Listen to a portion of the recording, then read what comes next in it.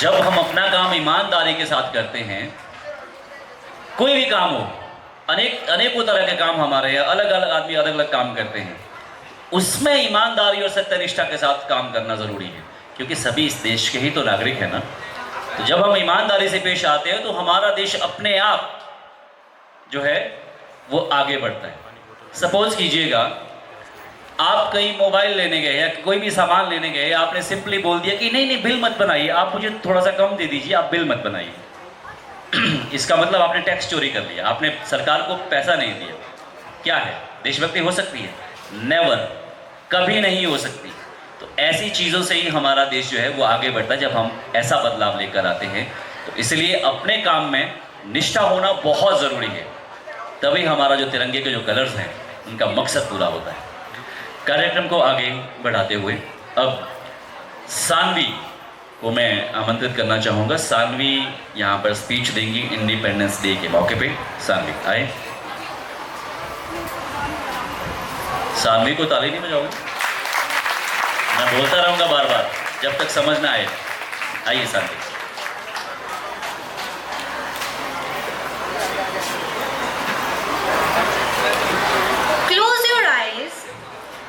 Imagine chains on your hands, bullets in your chest, and dream of freedom in your heart. That was the price of our independence. Good morning everyone, I'm Sanvi from class 11th. Today I feel truly honored to stand before you to share few lines on the occasion of our nation's 79th Independence Day. We are not just celebrating a date on the calendar, or we gather not just to hoist the flag, but to salute the soul of a nation. On 15 August 1947, India broke the chains of 200 years of British rule. But freedom was not given to us. It was earned with blood, courage, and unshakable will. 15 August, the day when the tricolor rose high and India took her first breath of freedom. But have you ever wondered, what does freedom mean? For us, it meant playing freely, expressing ourselves and living our dream. But for freedom fighters, it meant sweat, tears and sacrifice. Imagine living in a country where your own voice is not yours, where you can't even say Bharat Mata Ki Jai without fear. That was the India before 1947. But then heroes came. Mahatma Gandhi, who fought with truth. Bhagat Singh, who chose death over silence. Rani Lakshmibai, who fought with her baby on her back and sword in her hand. And thousands of unsung warriors who gave up everything so we could be free. Friends, today freedom is in our hands. But remember, freedom is not a gift, it's a responsibility. As our students, our books are our weapon and our knowledge is our strength. So, let us use our freedom to build an India our heroes dreamt of. Strong, united and unstoppable. In the end, I will say, ना पूछो ज़माने से क्या हमारी कहानी है, हमारी पहचान तो सिर्फ ये है कि हम हिंदुस्तानी हैं। जय हिंद, जय भारत, भारत माता की, भारत माता की, भारत माता की। Thank you.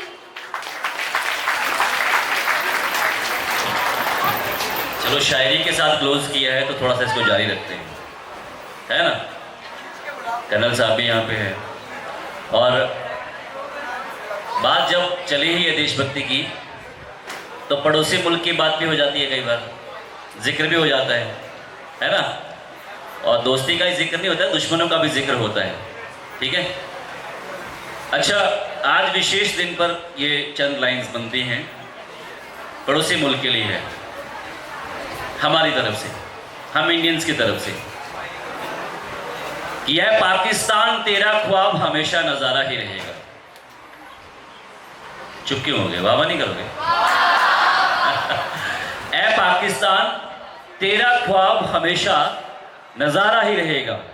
अभी रोंगटे खड़े होने वाले हैं, देखना। ऐ पाकिस्तान तेरा ख्वाब हमेशा नजारा ही रहेगा, तो किस्मत का मारा है मारा ही रहेगा। ऐ पाकिस्तान तेरा ख्वाब हमेशा नजारा ही रहेगा, तो किस्मत का मारा है मारा ही रहेगा। तेरे हर सवाल का जवाब करारा ही रहेगा। कश्मीर हमारा है, हमारा ही रहेगा, है ना? तो ये वो चीजें हैं। सोचिए उन जवानों के बारे में जहां ड्यूटीज देते हैं, ठीक है? कितना चैलेंजिंग होता है। सुबह में, दिन में हम तो आराम से सोते रहते हैं, वहां पे रात भर गश्त चलती रहती है। बड़ा मुश्किल भरा काम है ना? उन जवानों के लिए सीमा पर बैठे हैं, वहां तक आवाज तो नहीं आएगी, लेकिन अपने दिल से जो है ताली बजा दो सब लोग यार। शुक्रिया।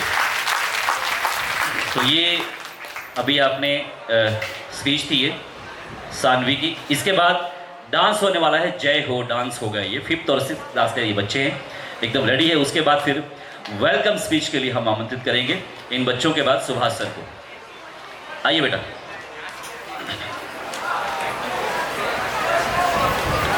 और सुभाष सर के बाद जो है आरशी और इनके साथ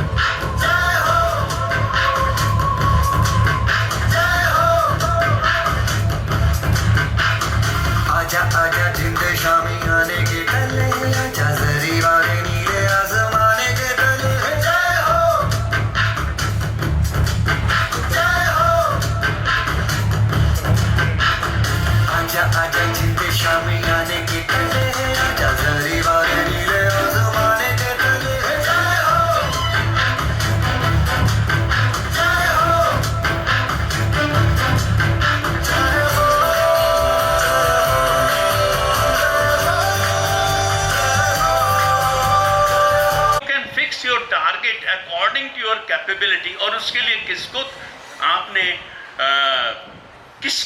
किसकी वजह से आप उस लक्ष्य को प्राप्त कर सकते हैं, बच्चे को नहीं लगता है पता। इवन सो पेरेंट्स को भी नहीं लगता है पता। पेरेंट्स भी कहते हैं यार बन जाओ, कुछ भी बन जाओ, बस तूने पढ़ाई कर ली। ये नहीं पूछते क्या पढ़ा है तूने। तो उस दिशा में अगर आप देखें, बच्चे के कुछ इंडिकेटर्स आते हैं जब बचपन ही होता है, यानी कि प्राइमरी सेक्शन में जब होता है तभी से इंडिकेशन आते हैं। बच्चा कई बार तबला लेके बैठ जाता है, कई बार हारमोनियम लेके बैठ जाता है, कई बार बैट लेके, यानी कि स्पोर्ट्स साइड में। और कुछ बच्चे होते हैं, they listen to news, they listen to other things, they listen to and then they copy इधर डॉक्टर की भूमिका में या इंजीनियर की भूमिका में, खेल में। वो कुछ एक इंडिकेटर्स रहते हैं। एंड अलॉन्ग विद इट जो है वो ये है कि जो परफॉर्मेंस बच्चे की आती है, जो सोशल स्टडीज है, इंग्लिश है, मैथ्स है। Maths is very important indicator. अगर आप मैथ्स को बच्चा जो है ना 1st, 2nd, 3rd वाला करना है, और वो मेंटल एबिलिटी वाला जो ब्रेन ऑफ हिमाचल है, इस दिशा में ये काम है जिसके बारे में शायद थोड़ी बात करेंगे हमारे योगेंद्र मीना जी। तो वो एक इंडिकेटर आते हैं कि भाई यहाँ पर कुछ कर सकते हो। We are starting those work activities over here in ACS school. Mental ability है, वो एक सेपरेट सब्जेक्ट कभी नहीं पढ़ाया जाता, वो सब्जेक्ट पढ़ाने की दिशा में हम लोग कोशिश कर रहे हैं। Will be teaching that part. तो वंस यू डिसाइड कि मैंने ये करना है, इस तरह से मैथ्स अच्छा, you can go for non medical, you can go for army, और you can decide your future. Once you decide your future, then put in your efforts. और उसमें ये भी देखिए कि मेरे पेरेंट्स क्या कर, लेकिन उसका एक ही तरीका है कि अपने टीचर को या आपके फैकल्टी जो एकेडमी की फैकल्टी है उसको आप छोड़िए मत, बार बार पूछिए। You have paid for it, आपने उसके लिए पैसा दिया हुआ है, आप उसका अकाउंटेबिलिटी उनकी फिक्स कीजिए और साथ में उस बात का आंसर जरूर ढूंढिए। वंस यू हैव दैट, जो रिजल्ट निकलेगा वो ऐसा निकलेगा जैसा इस बार एस्पायर का निकला है। हमारे पूरे हिमाचल से 148 बच्चे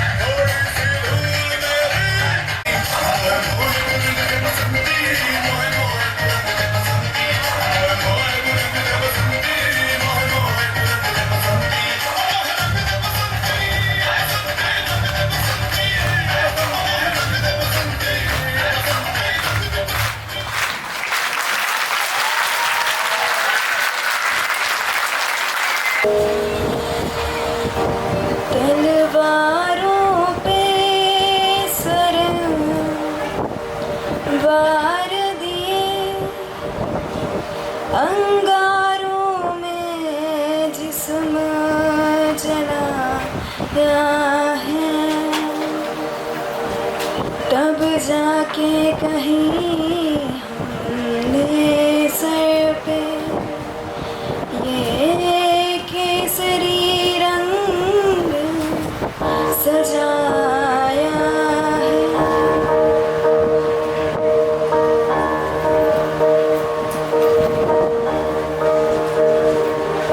ऐ मेरी ज़मीं महबूब मेरी, मेरी नस नस में तेरा इश्क बहे, बेगाना कभी रंग तेरा जिस्म से निकल के खून कहे। ऐ मेरी ज़मीं महसूस मेरी, मेरी नस नस में तेरा इश्क बहे, बेगाना पड़े कभी रंग जिस्म से निकल के खून कहे। तेरी मिट्टी में मिल जावा गुल बन के, मैं खिल जावा इतनी सी है दिल की आरज़ू। तेरी नदियों में बह जावा, तेरे खेतों में लहरावा इतनी सी है दिल की आरज़ू। ओ,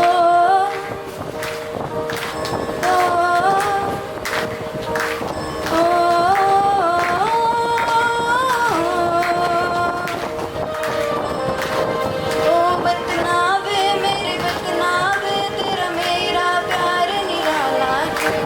कुर्बान हुआ तेरी असमत पे, मैं कितना नसीबों वाला था।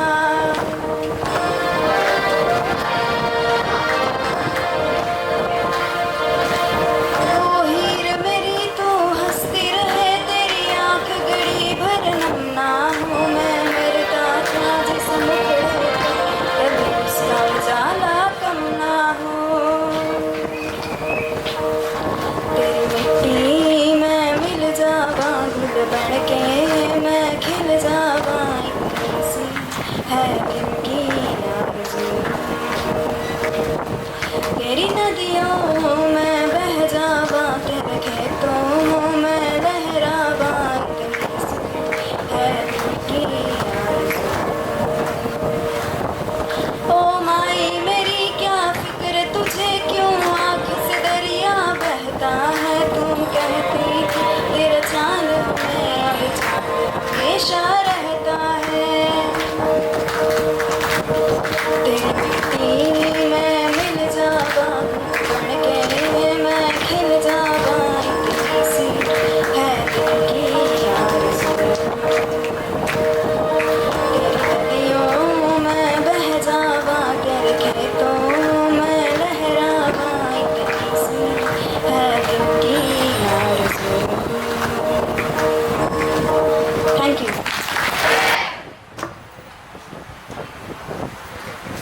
आज एस्पायर के इस स्वतंत्रता दिवस समारोह के उपलक्ष्य में इस कार्यक्रम के मुख्य अतिथि हमीरपुर विधानसभा क्षेत्र से विधायक भाई Ashish Sharma ji, guest of honour colonel Shubhkaran Chambyal ji, Aspire के MD Shri Yogendra Meena ji, chief advisor Subhash Gupta ji, Surendra ji, Prashant ji और यहाँ के अपने अमित जी, यहाँ उपस्थित एस्पायर के teaching non teaching staff, students और सभी उपस्थित अन्य महानुभाव। आज स्वतंत्रता दिवस है, इस करके मैं आप सब लोगों को स्वतंत्रता दिवस की ढेरों शुभकामनाएं देता हूं, बहुत बहुत बधाई देता हूं। साथ में कृष्ण जन्माष्टमी भी साथ साथ ही है, तो इस करके उसकी भी बहुत शुभकामनाएं। और एस्पायर का मैं धन्यवाद करता हूं जिन्होंने मुझे मौका दिया यहाँ आने का। वैसे स्वतंत्रता दिवस हर व्यक्ति का महोत्सव है, पूरे राष्ट्र का महोत्सव है। स्वतंत्रता प्राप्ति के पश्चात हम जहां थे वहां से बहुत आगे हमने छलांग लगाई है।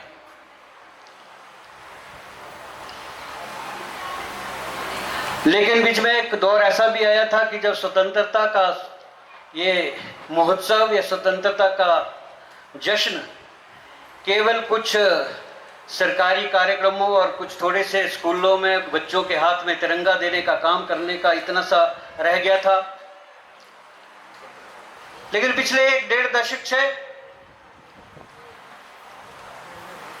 हर व्यक्ति स्वतंत्रता के साथ जुड़े, हमें स्वतंत्रता कैसे मिली उसके बारे में जाने, हम स्वतंत्रता को कैसे बनाए रख सकते हैं और स्वतंत्रता के असली मायने क्या है और आज भारत कैसे आगे बढ़ सकता है, उसके लिए हर व्यक्ति की अपनी भूमिका रहनी चाहिए। मुझसे पूर्व भी मंच संचालक बोल रहे थे कि आज के इस जश्न का, इस महोत्सव का फायदा तब है जब इसको 365 दिन अपने आप में रखें। यानी हमारे दैनिक जीवन में राष्ट्रभक्ति कैसे आए, हमारे हर एक काम में, हमारे नित्य प्रति के जो कार्यक्रम हैं, जो हमारी गतिविधियां हैं, वो राष्ट्र के हित में, समाज के हित में, इंसान के हित में कैसे हो।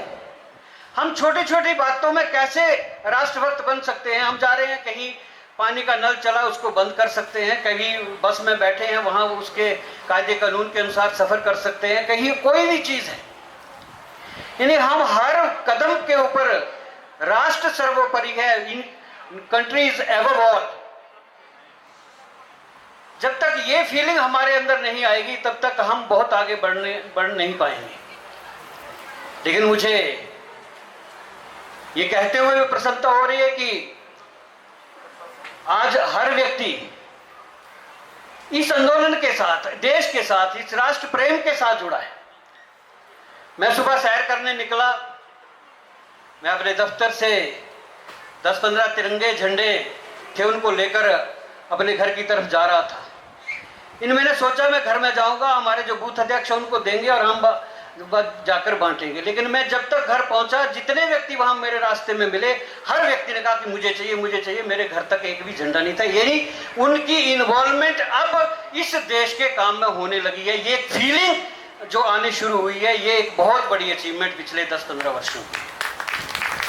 हमने देखा कि जिस कश्मीर की घाटी में कभी स्कूल गोइंग चाइल्ड के बस्ते में, उसके बैग में करता हूं कि उनमें से एक मेरा बेटा भी है।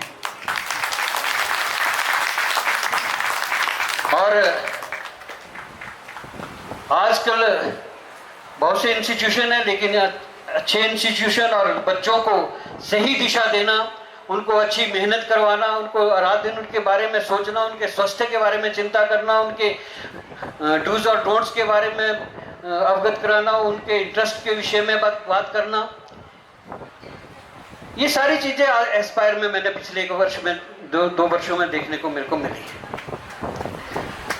बहुत अच्छी मेहनत यहाँ के स्टाफ करवा रहे हैं, अच्छे रिजल्ट्स भी यहाँ आ रहे हैं। मैं बहुत बहुत शुभकामनाएं देता हूँ।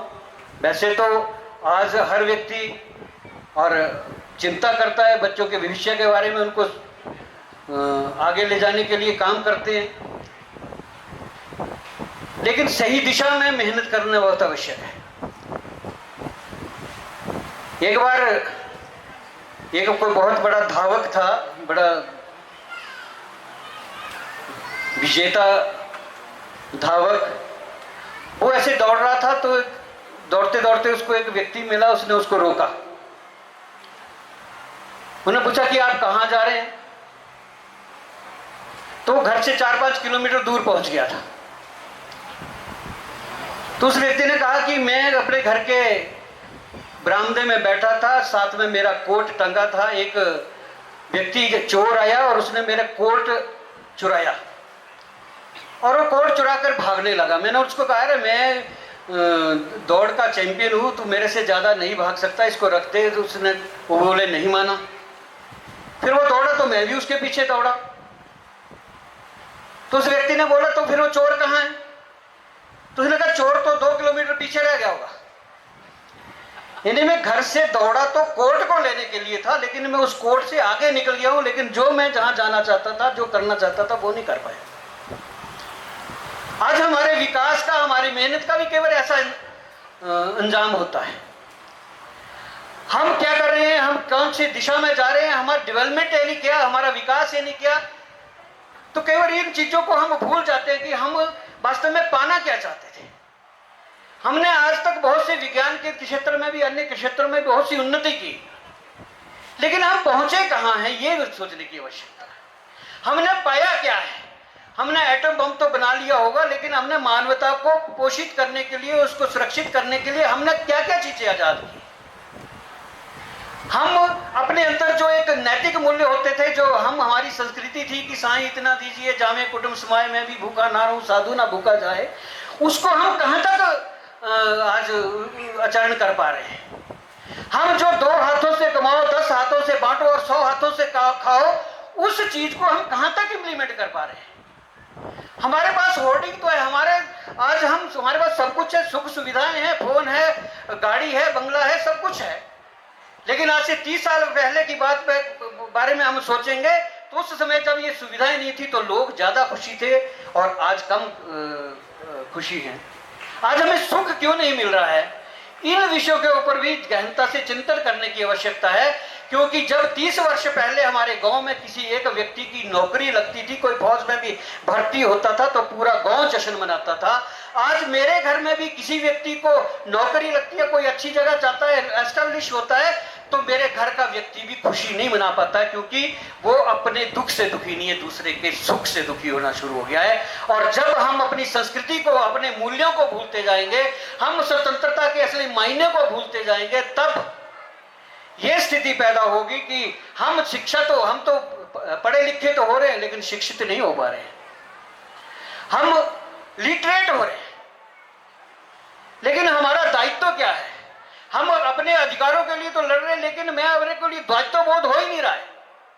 आज अगर सड़क में चलते चलते देखता है किसी व्यक्ति का एक्सीडेंट हो गया, कोई गिर गया है, तो उसको उठाने की बजाय उसकी क्लिपिंग होनी शुरू हो जाती है, उसको ऑनलाइन करने की बात पहले शुरू हो जाती है।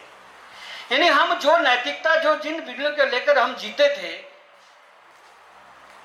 जो मैंने कहा कि खाओ पियो मौज करो और मर जाओ, इससे भी आगे जिंदगी है, दूसरों को जीने के लिए, समाज के लिए जीने के लिए। दीन ही दरिद्र नारायण, जिसको हम बोलते हैं नर सेवा नारायण सेवा, दरिद्र नारायण सेवा, उसके ऊपर जो हम चलते थे, उन चीजों को हम भूलते जा रहे हैं। और उन सब चीजों को ठीक करने के लिए, इस गति को, हमारी जो ऊर्जा है, हमारी जो प्रतिभा है, उसको चैनलाइज करने का काम एस्पायर जैसे इंस्टीट्यूशन के ऊपर है। इस करके आपको बहुत सावधानी से आगे जाने की आवश्यकता है। आज अच्छा काम भी व्यक्ति कोई अपने आप नहीं करता है। मैं कई बार लोगों को एक घटना बताता हूं कि गांव के बीच में एक बहुत बड़ा तालाब था, तालाब में एक व्यक्ति डूब गया। वो बचाव कर रहा था, लोग इकट्ठे हो गए चारों तरफ, लेकिन कोई उसको बचाने नहीं जा रहा था। इतने में ऐसा हुआ कि एक व्यक्ति उस तालाब में कूदा और उसने उस व्यक्ति को बचा लिया, बचा के वो बाहर आ गया। सबने उसको शाबाशी दी कि बहुत अच्छा काम किया आपने, बहुत अच्छा काम किया। उसने बोला काम तो मैंने अच्छा किया, लेकिन ये बताओ मुझे धक्का किसने दिया। इन्हें जाना नहीं चाहता था। आज अच्छा काम करने के लिए भी धक्का देना पड़ता है। ये समाज आज यहाँ के खड़ा हो गया है। हम एक ऐड देखते हैं ना कि व्यक्ति चाय पी रहा है, वो व्यक्ति दौड़ता हुआ आता है कि आग लग गई, घर में आग लग गई। तो व्यक्ति बोलता है चाय पीते हुए, तो मुझे क्या? बोले आपके ही घर में आग लगी। बोले तो तुझे क्या, मिंटोस खाओ और मस्त हो जाओ। ये जो आज हमारे अंदर विचार आ रहे हैं, जो कभी हमारे पड़ोस में चूल्हा नहीं जला, उसके तड़प के कारण पड़ोसी को नींद नहीं। तेरी सांसों पे थोड़ा सा वतन का भी हक था, ना देख मुझे यूं मुड़ मुड़ के, तेरा मेरा साथ यही तक था। ये तेरी ज़मीं तेरे खून से ही तो सजती संवरती है रांझे, तेरे इश्क की मैं हकदार नहीं, तेरी हीर तो धरती है रांझे। तेरी मिट्टी में मिल जावा गुल बन के, मैं खिल जावा, इतनी सी है दिल की आरज़ू। तेरी नदियों में बह जावा, तेरे खेतों में लहरावा, इतनी सी है दिल की आरज़ू।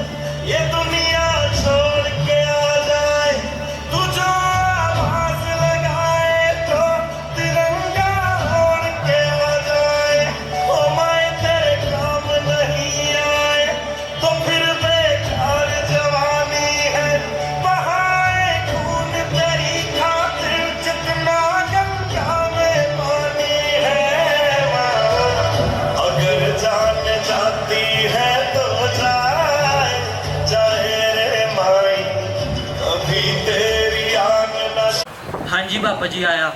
देखो बेटा, एस्पायर का नीट का रिजल्ट कितना अच्छा है। मैं सोच रहा हूँ कि तुम भी यहाँ से नीट की कोचिंग लो, डॉक्टर बनो। पर पापा जी मैं तो नॉन मेडिकल लेना चाहता हूँ। नॉन मेडिकल क्यों? मैं नॉन मेडिकल लेके आर्मी ऑफिसर बनूंगा। बेटा देखो, आर्मी की जॉब बड़ी रिस्की होती है, इसमें जान जाने का खतरा है, इसीलिए तुम डॉक्टर बनो, नहीं तो इंजीनियर बनो। नहीं पापा जी, मैं आर्मी ऑफिसर ही बनूंगा। बेटा तुम समझो, तुम मेरे इकलौते बेटे हो, अगर तुम्हें कुछ हो गया तो मैं कैसे जीऊँगा? नहीं पापा नहीं, मैं आर्मी ऑफिसर ही बनूंगा। बेटा समझो। नहीं पापा। ठीक है, अपने मन की करो।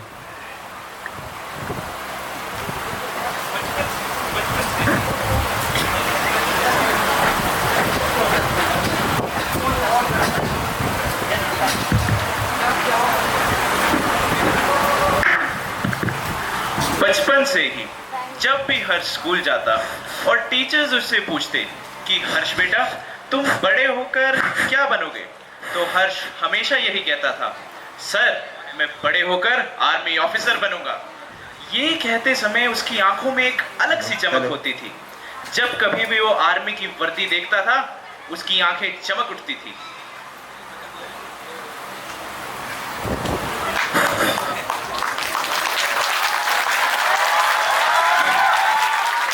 शांत हो जाओ, शोर मत करो, इधर देखो।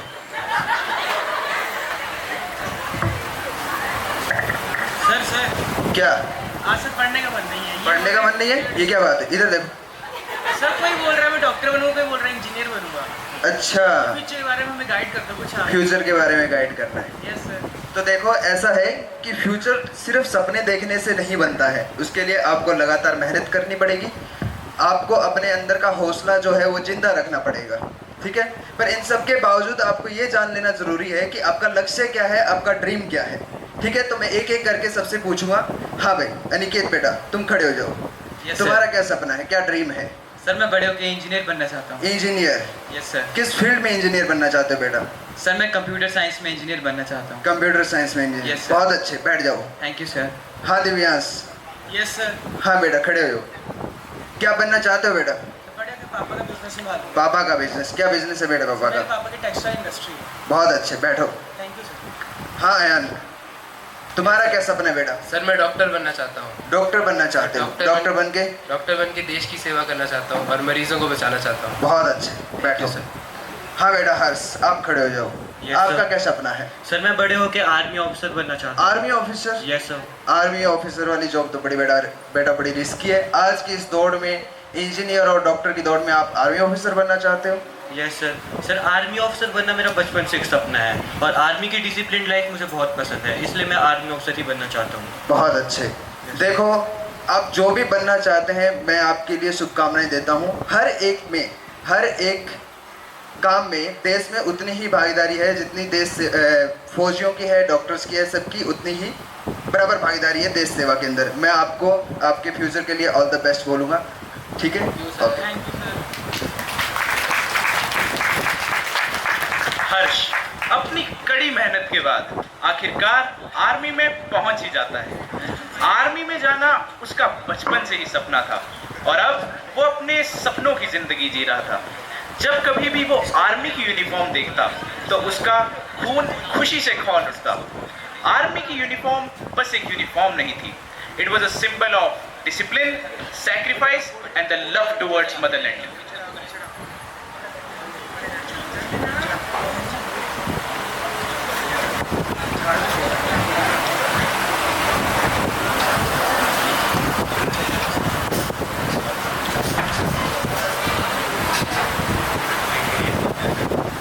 Boys, stand up.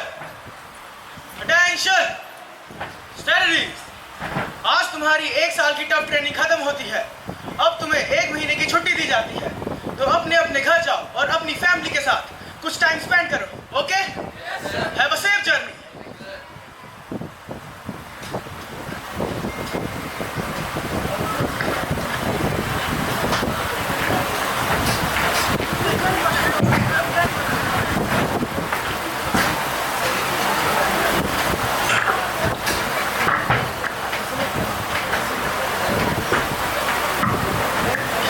भाई मैं एक बात सोच रहा था कि अब मैं हर्ष की शादी तय करवा देता हूँ। हाँ तुम बिल्कुल ठीक सोच रहे हो, वैसे भी हर्ष की शादी की उम्र हो चुकी है। हाँ भाई। नमस्ते पापा जी। नमस्ते ताऊ जी। नमस्ते बेटा। हर्ष, मैं कुछ सोच रहा था। तुम 1 महीने की छुट्टी आए हो तो मैं तुम्हारी शादी की बात कर लूं? ठीक है पापा जी, जैसा आपको सही लगे। ठीक है बेटा। जय Hind sir. Yes sir. Okay sir, I will be there. बेटा, किसका फोन था? कैप्टन साहब का फ़ोन था। क्या हुआ? कुछ हुआ तो नहीं? बॉर्डर पर हालात बिगड़ गए हैं, हम सभी फौजियों को वहाँ जल्द से जल्द जाना पड़ेगा। तुम तो अभी ही छुट्टी आए थे, अभी ही जा रहे हो? घर तो हमेशा रहेगा, लेकिन ये वर्दी, ये फ़र्ज, यही मेरी सबसे बड़ी जिम्मेदारी है। और भरोसा रखिए, मैं जल्द लौट कर आऊँगा। बस चाहिए तो बस आपका आशीर्वाद। ठीक है बेटा, ध्यान से जाओ।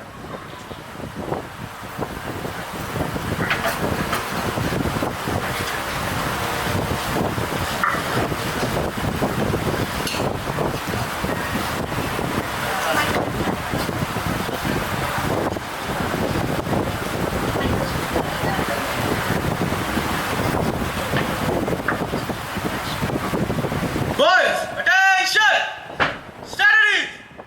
आज तुम्हारी इतने सालों की कड़ी मेहनत को आजमाने का समय आ गया है, क्योंकि हमारे देश हिंदुस्तान पर पड़ोसी देश ने हमला कर दिया है। अब तुम सबको बॉर्डर पर जाना है और उन दुश्मनों को मार भगाना है।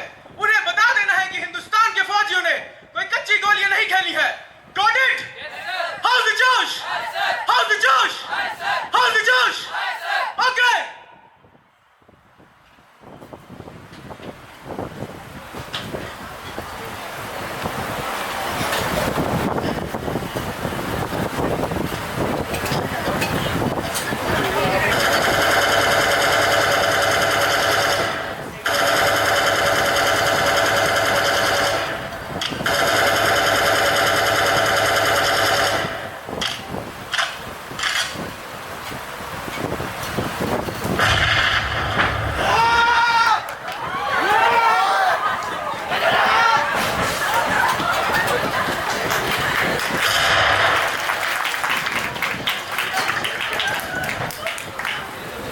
तुमने अपने देश को बचाने के लिए बहुत मेहनत की, लेकिन बचा नहीं पाए।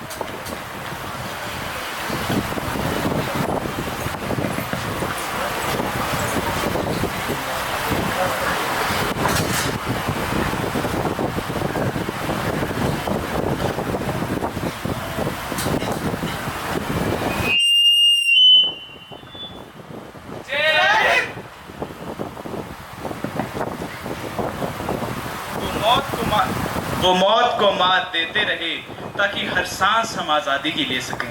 वो मौत को मात देते रहे ताकि हर सांस हम आज़ादी की ले सकें। वो अपने लहू से मिट्टी को सींचते रहे ताकि हमारा तिरंगा गौरव संग लहराता रहे, ताकि हमारा तिरंगा गौरव संग लहराता रहे। आर्मी की जॉब बस एक जॉब नहीं, ये एक वे ऑफ लाइफ है। हर साल न जाने कितने सैनिक हमारे देश भारत की रक्षा के लिए शहीद होते हैं। सोल्जर्स जैसे कैप्टन विक्रम बत्रा जो कारगिल युद्ध में अमर हो गए, पर जुबान पर बस एक ही नारा था, ये दिल मांगे मोर। Major Somnath Sharma became the first recipient of the Paramveer Chakra by laying down his life in Jammu Kashmir. Captain Mridul Sharma sacrificed his life while encountering terrorists. ये नाम हजारों में से तो बस कुछ हैं। हर एक सैनिक की कहानी आकाश में चमकते सितारे जैसी है। अपने देश के लिए दी गई कुर्बानियां हम कभी नहीं भूलेंगे। जय हिंद, जय भारत।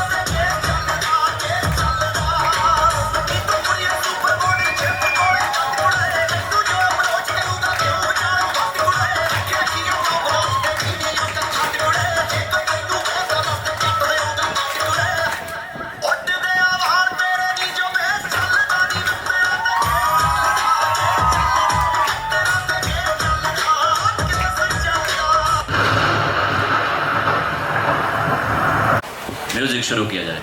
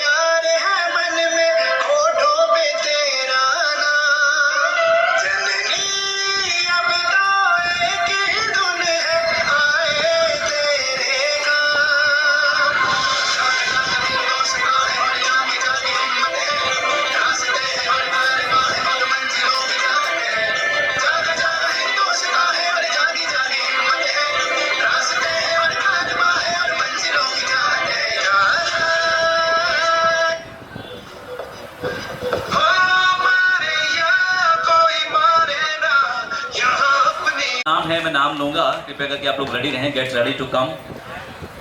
अमनदीप कौर। Next one Kanishka Sharma. शुरू किया जाए।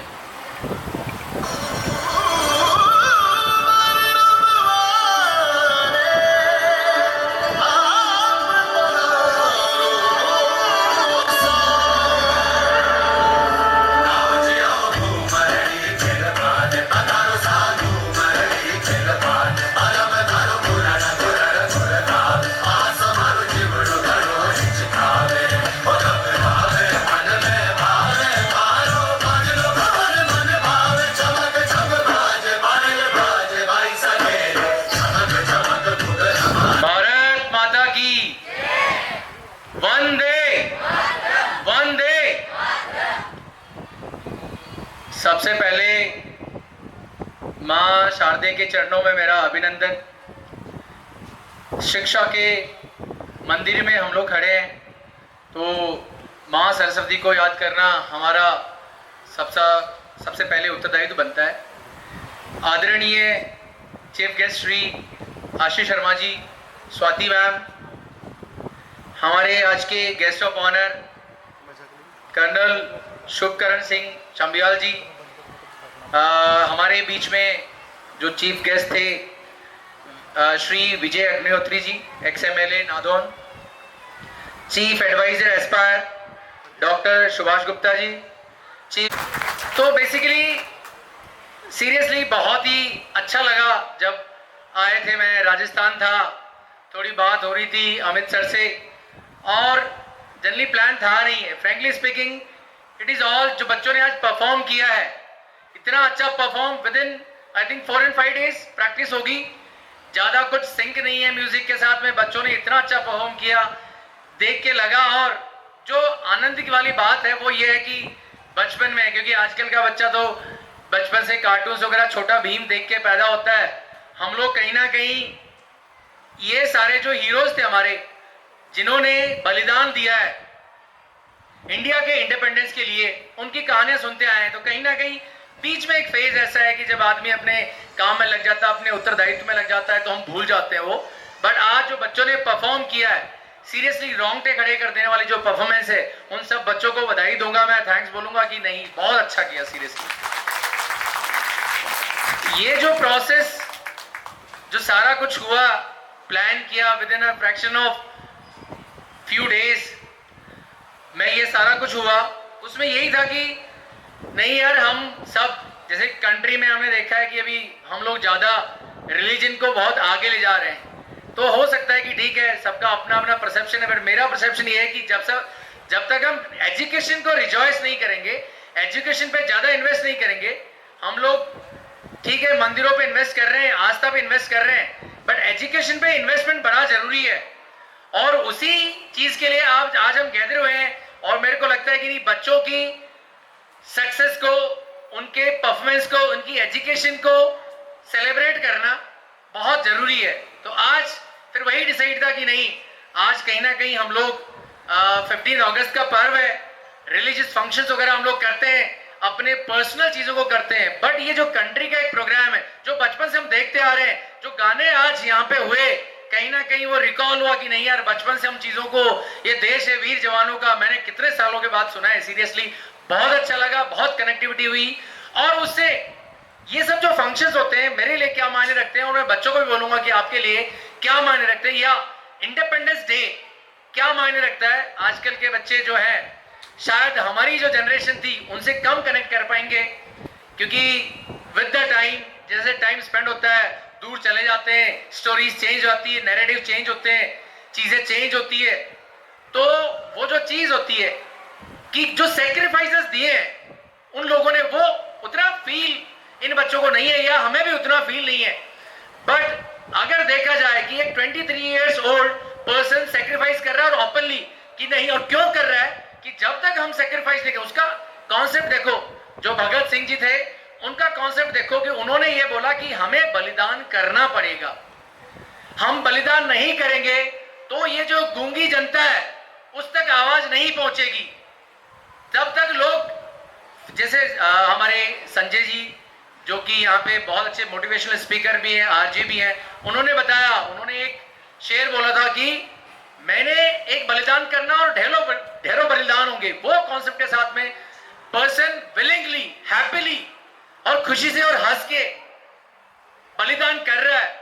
मैं जितनी भी जनरेशन यहाँ पे बच्चों, उनको यही बोलूंगा कि बेटा आने वाला टाइम जब बहुत ज्यादा प्रॉब्लम्स बढ़ती जा रही है, प्रॉब्लम्स एज इन जॉब्स की और इनकी, तो मैं ये बोलूंगा कि आप सब लोगों का उत्तरदायित्व है, जैसे उन्होंने संजय जी ने बोला, ईमानदारी से हम अपना काम करते रहेंगे तो हमें अपने नेशन बिल्डिंग में हमारा बहुत बड़ा एक कंट्रीब्यूशन रहेगा, और वो चीज हमें भूलनी नहीं है।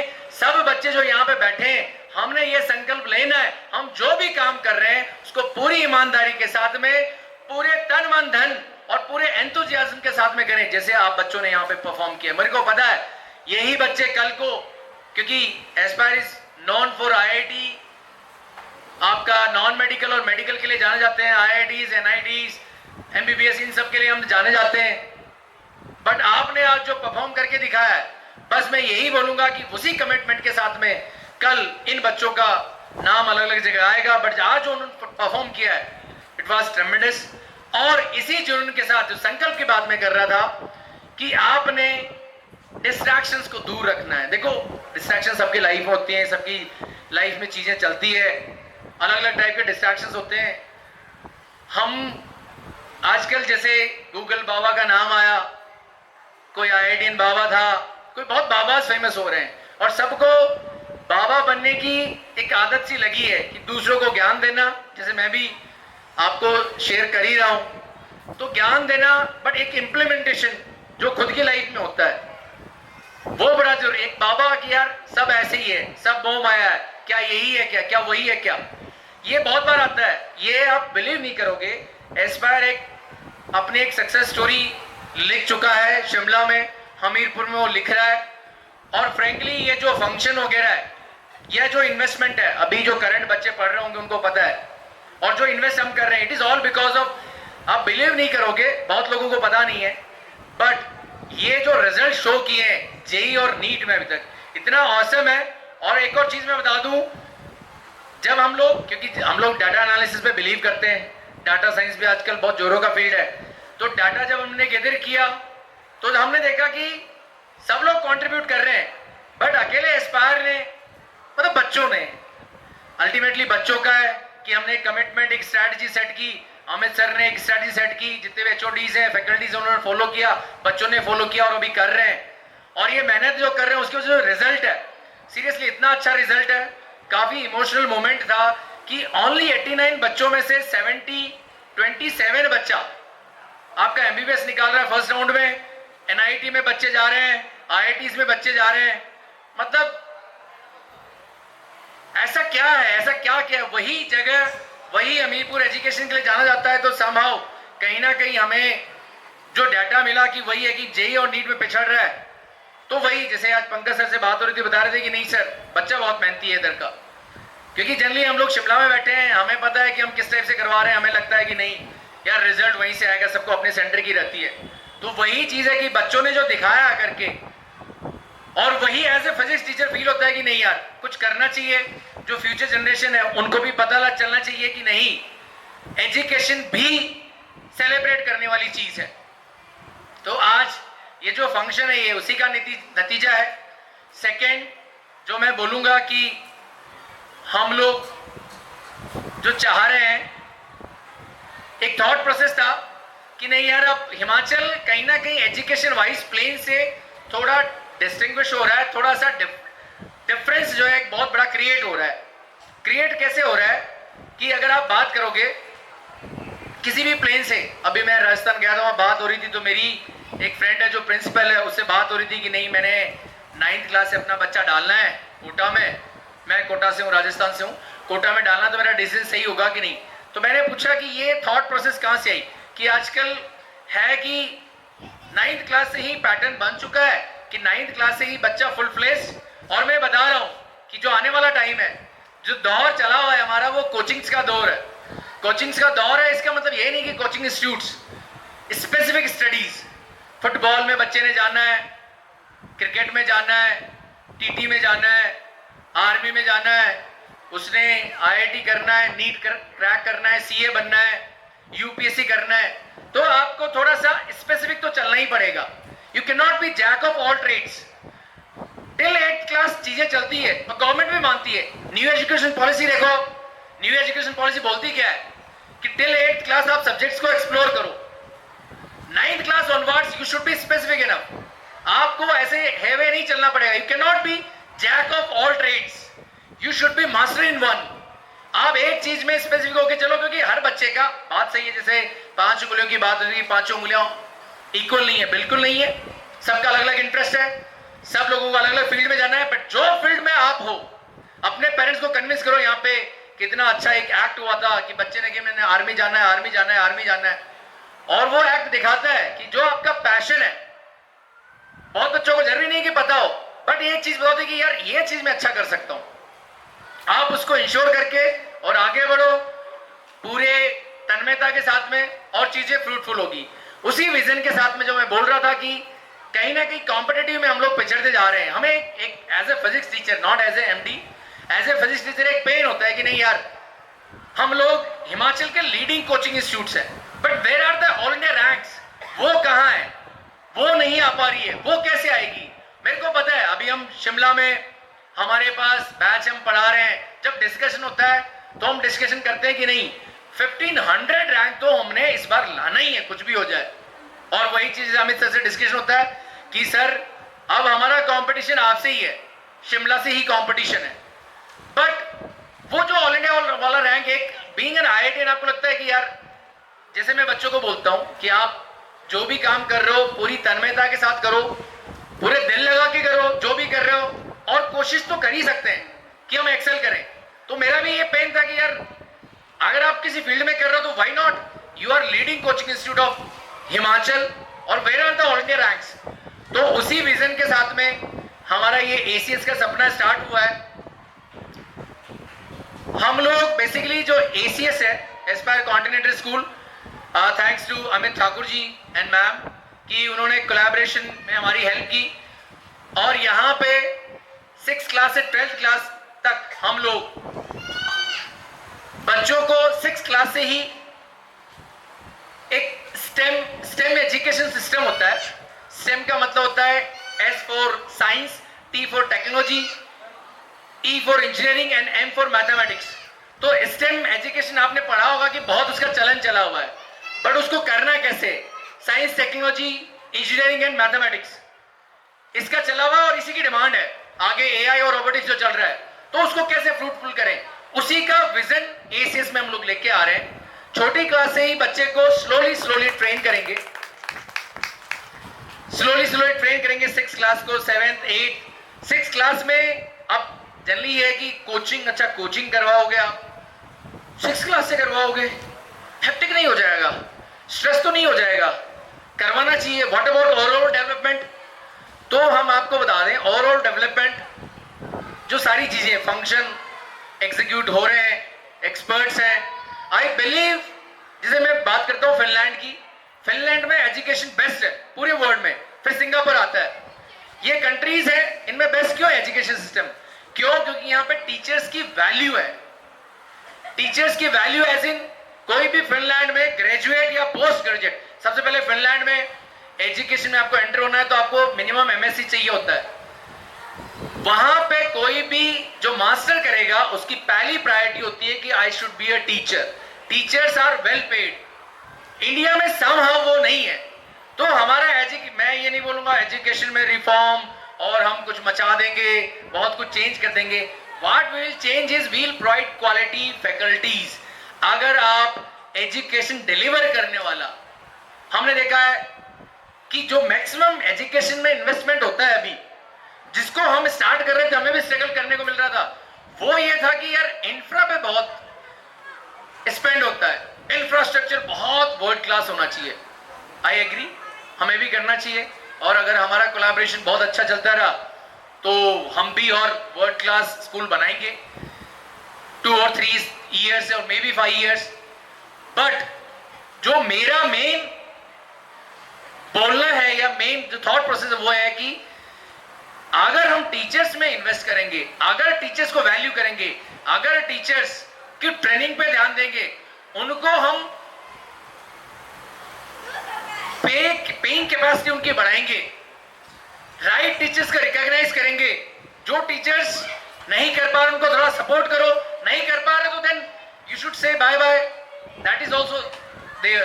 तो ये सब चीजें होना बड़ा जरूरी है। उस चीज को फिनलैंड ने किया है और उनका एजुकेशन सिस्टम अच्छा है, वही हम यहाँ पे करेंगे। Quality education, quality teaching faculty यहाँ पे हम लोग हमीरपुर के अंदर देंगे और you will get to know about it. अभी तो बस स्टार्टिंग है, अभी तो चीजें हैं, मॉडिफिकेशंस है। 6th क्लास का बच्चा, अब बोलेंगे कि देंगे, ये तो हो गई बात कि यहाँ भाषण में हो गया, कैसे देंगे, क्या देंगे, कोचिंग करवाएंगे। कोचिंग के लिए मैं बोल दूं, जैसे कुछ लोग बोलते हैं 6th क्लास से यार कोचिंग, तो मैं आपको बोल दूं कि जिस बच्चे को साइंस में, मैथ्स में इंटरेस्ट है, हम उन्हीं को वेलकम करेंगे। हाँ, 6th क्लास का बच्चा 6th 7th 8th क्लास में कोई क्राइटेरिया सेट नहीं होगा। 9th 10th 11th 12th में फ्यू बच्चे रखेंगे, बट विद क्राइटेरिया कि नहीं ये पर्टिकुलर परसेंटेज है, तू इंटरेस्ट है मैथ साइंस में तो ही ले बेटा, ऐसे टेंशन ना। पूरी तरीके से आप देखोगे तो कर क्या रहा है वो, मैक्सिमम गैजेट्स में लॉजिकली स्ट्रांग है। वो आपको बोल देगा आपको कुछ नहीं पता है, मैं जानता हूँ, ये भी मैं जानता हूँ, वो भी मान जानता हूँ, और वो कन्विंस भी कर लेगा। बट वो इमेजिनेशन स्किल्स उसकी डाउन है। इमेजिनेशन स्किल्स अगर आपको बढ़ानी है तो आपको रोबोटिक्स इंट्रोड्यूस करना ही पड़ेगा। एंड रोबोटिक्स डजंट मीन कि रोबोट से जो गांधी चौक से चल के है ना लेफ्ट राइट 1 2 3 कर रहे हैं। रोबोटिक्स का मतलब है आपको मैकेनिक्स उसको समझ में आए, मैकेनिकल थिंग वो असेंबल करे, चीजें वो देखे कैसे एक सीजर मैकेनिज्म काम करता है। वो हमारा ऑलरेडी कोर्स प्लान सेट हो चुका है। जैसे मैथ्स की बात होती है, मैम से, स्वाति मैम से बात हो रहा था कि बच्चा मैथ्स में बड़ा इंटरेस्ट रखता है, स्टार्टिंग से कैसे क्या किया जाए। कुछ पेरेंट्स का होता है कि मैथ्स में इंटरेस्ट नहीं है। मैथ्स में कुछ बच्चों को नंबर का फोबिया होता है, तो नंबर्स मत उनको करो आप, आप उनको लैंग्वेज में सिखाओ। बेसिकली मैथ्स की एक अलग लैंग्वेज होती है जिसको मेंटल एप्टीट्यूड बोलते हैं। मेंटल एप्टीट्यूड जो होता है, मेंटल एबिलिटी, उसका एक सिलेबस हम पैरेलली रन करेंगे अपने स्कूल में। जरूरी है, मैथ्स में इंटरेस्ट बनाना है किसी भी बच्चे ने तो आप पजल सॉल्व करो, आप मेंटल एबिलिटी की तरफ जाओ, उसको एज ए कोर्स इंट्रोड्यूस कर रहे हैं। ये सारी चीजें मैं इसलिए बता रहा हूं कि एक विजन जो हमारा एसीएस का था कि हम लोगों को ऑल इंडिया रैंक देनी है, तो वो सिंपली एक जुमला नहीं है, इट्स ए स्ट्रेटेजिक प्लानिंग कि कैसे उसकी इमेजिनेशन स्किल्स अच्छी की जाए। 9th क्लास से हम अपने स्कूल में सब्जेक्ट्स इंट्रोड्यूस करेंगे। 9th, 10th, 11th, 12th जो न्यू एजुकेशन पॉलिसी हमारी आ रही है, जिसके तहत गवर्नमेंट, सेंट्रल गवर्नमेंट बोल रही है कि 4 साल में एक सब्जेक्ट को पढ़ो, तो it is about crash landing versus smooth landing या hard landing versus smooth landing. कि बच्चा जब 10 से प्लस में आ जाता है, +1 में आता है, तो उसकी क्रैश लैंडिंग या हार्ड लैंडिंग होती है। बट अगर बच्चा छोटे क्लास से स्लोली अगर ग्रूम कर रहे हो आपको सिस्टमेटिकली, आप इमेजिन नहीं करोगे 10th क्लास का जो सिलेबस है 2 महीने में खत्म कर देते हैं हम लोग। कि बच्चा अभी स्कूल जाना है, विंटर कोर्सेज होते हैं हमारे शिमला में, तो हम लोग 2 महीने में 10th क्लास का सिलेबस कर देते हैं और बच्चे को समझ में आ जाता है। तो सिलेबस बड़ा कम है, बट उसको विद द एक्टिविटी आप करवाओगे, विद एप्टीट्यूड करवाओगे, विद मेंटल एबिलिटी करवाओगे आप, और थोड़ा एक विजन के साथ चलोगे, तो हो ही नहीं सकता कि बच्चे का इंटरेस्ट ना बने, हो ही नहीं सकता कि बच्चे का स्टेम एजुकेशन सिस्टम स्ट्रांग ना हो। वही सब विजन के साथ में हम लोग एसीएस को आगे ले जाएंगे और कोशिश करेंगे कि आने वाले टाइम में जो हमीरपुर एक एजुकेशन हब था और है, उसको साइंस के डायरेक्शन में हम एजुकेशन हब बनाएंगे और इस चीज को आगे ले जाएंगे। लास्ट में बस मैं यही बोलूंगा कि आज जो इंडिपेंडेंस डे के उपलक्ष्य में हम यहाँ पे गैदर हुए हैं, सब लोग हम एक संकल्प लेके यहाँ से जाएं, मैं भी, कि हम जो भी काम कर रहे हैं पूरे दिल से करें, ईमानदारी से करें। और एस्पायर के बारे में आपको मैं एक ही चीज बताऊंगा, वो है ऑनेस्टी। ऑनेस्टी का ब्रीच ना मैं होने दूंगा, ना हमारी टीम करेगी, और वही हमारा मोटो है। हम अगर बोल रहे हैं कि 142 हमारे एडमिशंस नीट में है, या हम बोल रहे हैं कि 46 हमारा जेई में है, तो वो 46 ही है, कम नहीं हो सकता, उससे ज्यादा ही होगा। वो ऑनेस्टी है। अगर हम बोल रहे हैं कि क्लासरूम से हम ऐसे पढ़ाएंगे, हाई क्वालिटी चलाएंगे, तो हम लाएंगे।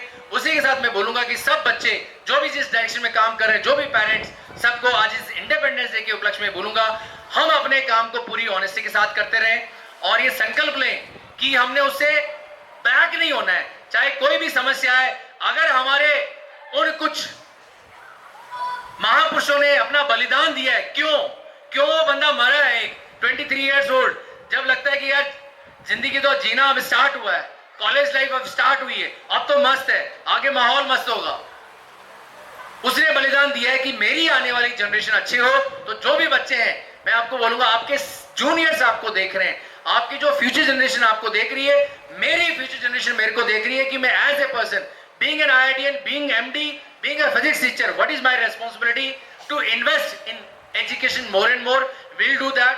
और उसी के साथ मैं बोलूंगा, जय हिंद, जय Bharat, thank you. So I am going to present a song. तो जैसे कि एक फौजी अपने घर बार, अपने बीवी, अपने बच्चों को छोड़ के जाता है, तो वो जो अपने घर वालों से कहना चाहता है, मैं उसको एक गाने के रूप में आपके सामने प्रेजेंट करूंगा। तो चलिए, विदाउट वेस्टिंग एनी टाइम। ओ यूं ना लम्हा लम्हा मेरी याद में हो के तन्हा तन्हा मेरे बाद में नैना अश्क न हो माना कल से होंगे हम दूर नैना अश्क न हो नैना अश्क न हो। मैं ना लौटा आने वाले साल जो मेरी वर्दी बोले मेरा हाल तो नैना अश्क न हो ये समझना मैं हूँ मजबूर नैना अश्क न हो नैना अश्क न हो। हाँ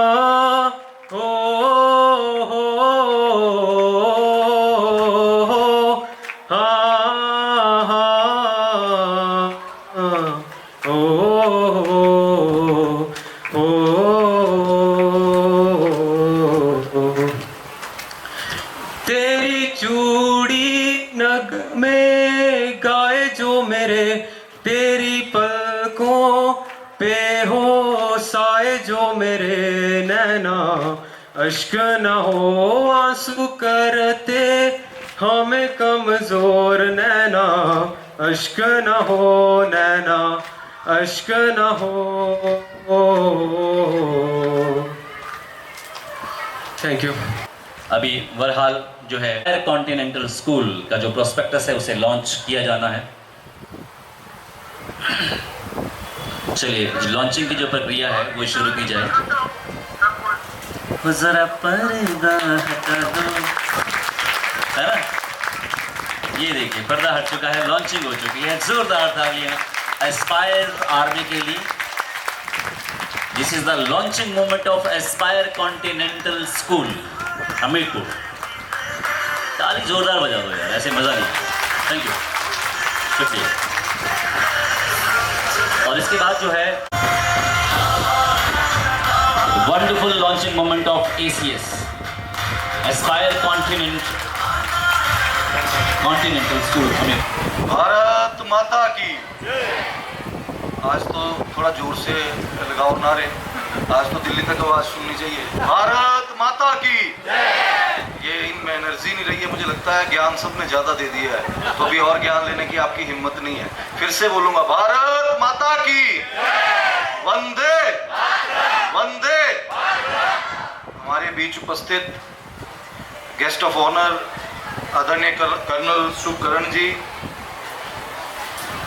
यहाँ पे एस्पायर इंस्टीट्यूट के MD आदरणीय योगेंद्र मीणा जी, सुभाष गुप्ता जी, आदरणीय हमारे चौहान सर, अमित भाई जी, आदरणीय रेणु ठाकुर जी और उपस्थित सभी टीचर, पेरेंट्स, प्यारे बच्चे और विशेष रूप से आए हुए यहाँ पे एक सर्विसमैन, मैं आप सबको स्वतंत्रता दिवस की बहुत बहुत बधाई, शुभकामनाएं देता हूँ।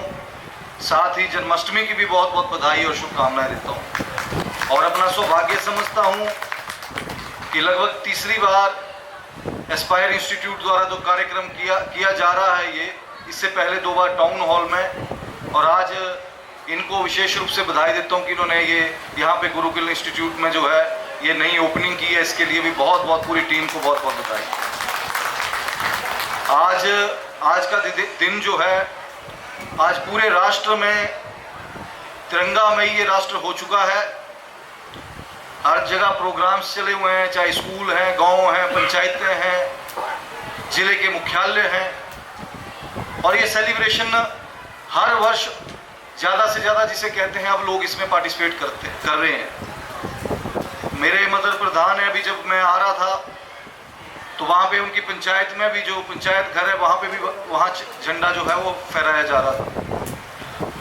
और हम सबका दायित्व बनता है, यहाँ पे आने वाले डॉक्टर्स, इंजीनियर्स मैक्सिमम बैठे हैं। बधाई तो इनको एस्पायर इंस्टीट्यूट को एक और है कि यहाँ पे इन्होंने 27 बच्चे MBBS के लिए हमीरपुर इस हमारे क्षेत्र से जो है वो चुन के गए हैं। ये बहुत बड़ी बात है।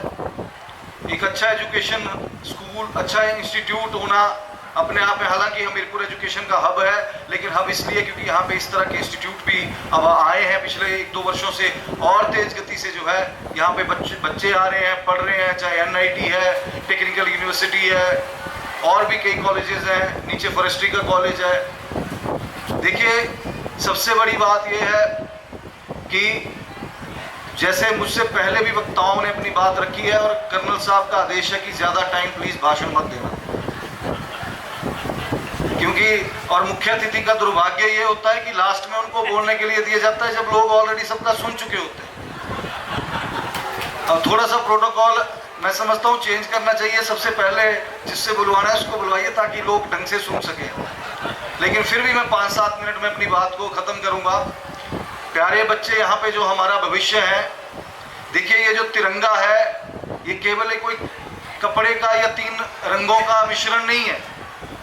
अगर ये 3 रंग हैं, अगर सबसे ऊपर केसरी रंग है तो केसरी रंग साहस, शक्ति और सैक्रिफाइस का प्रतीक है। कि कितने लोगों ने इस राष्ट्र की आज़ादी के लिए अपना सुप्रीम सेक्रीफाइस किया है, कितने सैनिकों ने अपना बलिदान दिया है इस मातृभूमि की रक्षा के लिए, आंतरिक रक्षा के लिए, सुरक्षा के लिए, चाहे बॉर्डर के बाहर, चाहे बॉर्डर के अंदर। अगर सफेद रंग है तो वो प्रतीक है शांति का, और बीच में चक्र है तो धर्म चक्र है, शांति और सत्य का प्रतीक है। और अगर हरा रंग है तो समृद्धि और इस मातृभूमि की पवित्रता का प्रतीक है, कि हमें इस समृद्धि की ओर आगे बढ़ना है और पवित्रता को बना के आगे बढ़ना है। ये हम सब में संकल्प होना चाहिए। ये आने वाली जो पीढ़ी बैठी है, यहाँ बच्चे बैठे हैं, केवल आप डॉक्टर और इंजीनियर तक सीमित न रहें। इस राष्ट्र में क्या कंट्रीब्यूशन करना है वो भी आपकी जिम्मेदारी है। हालांकि आज की स्थिति ऐसी भी है, कई लोगों के मन में ये धारणाएं रहती हैं, हर प्रोफेशन में कुछ अच्छे लोग भी होते हैं, कुछ बुरे लोग भी होते हैं। कई नेताओं को भी गालियां देते हैं, डॉक्टर बनना चाहते हैं, इंजीनियर बनना चाहते हैं, लेकिन बच्चे नेता नहीं बनना चाहते। अभी हम जैसे को यहाँ पे जिम्मेदारी मिली है, लेकिन हम अपना ईमानदारी से काम करते हैं। और ये भी एक राष्ट्र सेवा है कि राष्ट्र के प्रति, लोगों के प्रति समर्पित भाव से दिन रात लोगों की समस्याओं को सुनने का प्रयास करते हैं, उनको ठीक करने का प्रयास करते हैं। आपका जो कंट्रीब्यूशन सोसाइटी में रहेगा वो आपने खुद करना है। एक अच्छा नागरिक बनना ही राष्ट्र सेवा है। छोटी छोटी चीजों, मुझसे पहले भी वक्ताओं ने कहा कि आज वो जरूरत नहीं है, आज सेनाएं सक्षम है, बढ़िया हथियार पूरे राष्ट्र में, राष्ट्र प्रगति की ओर आगे बढ़ रहा है। अभी थोड़े टाइम पहले हम सब ने ऑपरेशन सिंदूर देखा। आज किसी की हिम्मत नहीं है राष्ट्र की ओर उंगली उठा के हमारे देश की तरफ अगर आंख उठाएगा तो उसकी आंख को फोड़ दिया जाता है। आज राष्ट्र ऐसा सक्षम है, सेनाएं ऐसी सक्षम है, वेल इक्विप्ड हैं।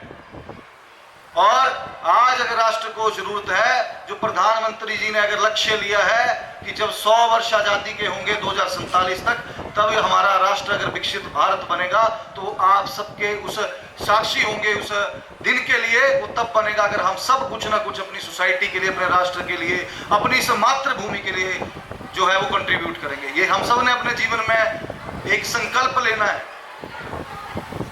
और मेरी विनती है सभी से,